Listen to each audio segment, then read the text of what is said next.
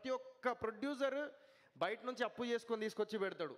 ఇప్పుడు ఇలాంటి సిచ్యువేషన్లో మీరందరూ ఓటీటీ అనేది ఏదైతే చాలామంది ఓటీటీకి అలవాటు పడిపోయారో మీ అందరికి ఒకటే చెప్తాను, మనం ఇంట్లో ఎంత వారం అంతా పప్పన్నం తిన్నా కూడా లాస్ట్కి మనం అందరం లైక్ ఫ్యామిలీ అందరు కలిసి రెస్టారెంట్కి వెళ్ళి ఆర్డర్ పెట్టుకొని తిన్నప్పుడు ఆ ఆనందం ఎట్లుంటుంది అందరు కలిసిమెలిసి, అలాంటిదే థియేటర్. సో థియేటర్కి ప్రతి వారం సినిమా రిలీజ్ అవుతుంది. మీరు ఫస్ట్ వెళ్ళి థియేటర్లో పండగ చేసుకోండి ఒక మీ ఫ్యామిలీతోని, అదొక్కటే కోరుకుంటున్నాను. థియేటర్స్ అన్నీ చాలా ప్రాబ్లమ్స్లో క్రియేట్ అయినాయి. So first of all theatres అంటే గుర్తొచ్చింది, నేను ఒకటే చెప్తా, దిల్ రాజు గారికి థ్యాంక్స్ చెప్పాలి. చాలామంది దిల్ రాజు గారు థియేటర్స్ ఇవ్వరు, కొంతమంది కొత్త వాళ్ళని ఎంకరేజ్ చేయరు అది అని చెప్పేసి అంటూ ఉంటారు కదా. నేను ఈరోజు చెప్తున్నాను, అదే దిల్ రాజు సార్, నేను ఆఫీస్కి వెళ్ళి సార్ ఇది పరిస్థితి సార్ నాది అని చెప్పేసి వీళ్ళందరికీ చెప్పినట్టుగా నాకు ఉన్న పరిస్థితుల్లో నేను చెప్పిన, ఏదో యాడ్ ఆన్ చేసి చెప్పలే. అలాంటి టైంలో లేదు నైజాం నేను చూసుకుంటా, దాని గురించి టెన్షన్ పడకు, నేను థియేటర్స్ ఇస్తున్నా అని చెప్పేసి దిల్ రాజు గారు థియేటర్స్ ఇచ్చారు. That is Dil Raju sir. Eluru Vijay గారు ఉషా ఫిలిమ్స్ 50 సంవత్సరాల నుంచి ఉంది. ఆయన సినిమా చూసి సీన్స్ చూసి కొన్ని నచ్చి సినిమా తీసుకున్నారు.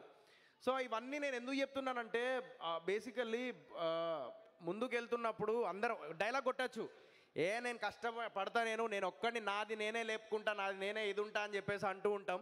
కానీ ఇక్కడ లాస్ట్ కావాల్సింది ఒక సపోర్ట్ అనేది జీవితంలో కంపల్సరీ కావాలి. అదే సపోర్ట్ ఈరోజు బ్రహ్మానందం సార్, నాకు మంచు మనోజ్ అన్న, సందీప్ అన్న, సాయి రాజేష్ అన్న, నాకు విరాజ్ అశ్విన్ కానీ వీళ్ళందరూ, మా గోపి సార్, వీళ్ళందరూ, సుమక్క ముఖ్యంగా చెప్పొద్దని చెప్పింది, మళ్ళీ చెప్తున్నాక నేను లేదు మళ్ళీ చెప్తున్నా, నా కష్టం నేను చిన్న స్క్రీన్ నుంచి వచ్చినా కాబట్టి నా కష్టం ఆల్రెడీ వద్దు చెప్తున్నా నేను. సో నేను చెప్పగానే లేదురా నువ్వు ఎందుకు టెన్షన్ పడుతున్నావు, ఆల్రెడీ మొత్తం రూపాయికి ఇది అవుతున్నావు అని చెప్పేసి, లేదు నేను చెప్తా, నన్ను చెప్పి నీకు దండం పెడతా నీ కాలు మొక్తావు. సో లేదురా, నేను ఇంత పేరు సంపాదించుకున్న దేనికి, డబ్బులు సంపాదించుకున్నా, నేను పేరు సంపాదించుకున్న అన్న అయిపోయినాయి. మీరు ఎదిగేటప్పుడు యంగ్స్టర్స్ మీరు ఎదిగేటప్పుడు ఇలాంటి సిచ్యువేషన్లో ఉన్నప్పుడు లేదు నీ దగ్గర పైసా ఉంటే నేను అడిగేదాన్ని, కానీ నీ దగ్గర రూపాయి ఇది చేసుకొని కింద మీద పడుతున్నావు తెలుసు. ఇంత పేరు సంపాదించుకున్నది మీలాంటి నా కొడుకుని నేను లైక్ ప్రమోషన్ చేసేటప్పుడు ఎంత ఇబ్బంది పడ్డానో నాకు తెలుసు. అలాంటి ఇబ్బంది నువ్వు పడుతున్నావు, ఇప్పుడు నేను వస్తున్నా నీ ప్రీ రిలీజ్ ఈవెంట్కి ఫ్రీగా అని చెప్పేసి వచ్చింది. థ్యాంక్ యూ సో మచ్ అక్క, ఇది రియల్ కష్టం తెలుసుకొని వచ్చింది అక్క. సో ఆ విషయంలో మాత్రం నేను థ్యాంక్స్ చెప్పాలి సుమక్కకి. అండ్ నెక్స్ట్ నా ఫ్రెండ్ పండుగాడు, వాడు నేను మొత్తం డబ్బులు పెట్టేసిన అయిపోయింది. మా డాడీతో ఒక మాట అన్నా, ప్రతి ఒక్కరు జీవితంలో ఒక ఫేస్ వస్తుంది.